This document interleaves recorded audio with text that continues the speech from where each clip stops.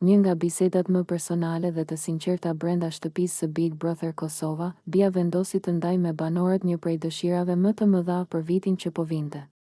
Momenti ndodhi në një atmosferë pak më të qetë, larg debateve dhe tensioneve që zakonisht mbushin shtëpinë, dhe tregoi një tjetër anë të banorëve që publiku shpesh nuk e sheh. Dëshira për të ndjekur ëndrat dhe për të planifikuar të ardhmen me qartësi. Bia foli me një sinqeritet të veçantë dhe pa maska. Dëshira ime për vitin tjetër është të largohem nga OnlyFans, tha ajo, duke treguar se kishte reflektuar gjatë dhe kishte vendosur të marrë një rrugë të re në karrierën e saj. Nuk ishte një vendim impulsiv, por rezultati një analizimi të kujdesshëm të asaj që dëshiron të arrijë në jetë. Ajo sqaroi se ky vendim lidhej me ambicjet e saj profesionale dhe dëshirën për të ndërtuar një imazh tjetër publik, më të qëndrueshëm dhe të integruar me industrinë e mediave tradicionale, por Bia nuk u ndal aty.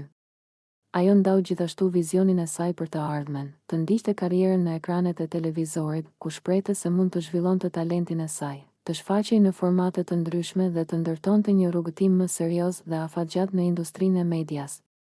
Fjalët e saj nuk ishin thjesht plane karriere, por edhe një reflektim i pjekurisë dhe vendosmërisë për të ndjekur pasionin.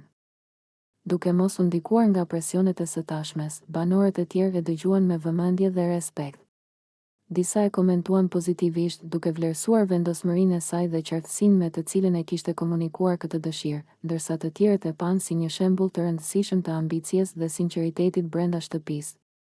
Momenti tregoi se Big Brother Kosova nuk është vetëm një lojë strategjie apo përplasje mes banorëve, por edhe një hapësirë ku individët mund të reflektojnë, të ndajnë ëndrat dhe aspiratat e tyre dhe të shprehen pa filtro. Ky rrëfim i Bies dha një mesazh të fuqishëm për publikun, se brenda shtëpisë edhe nën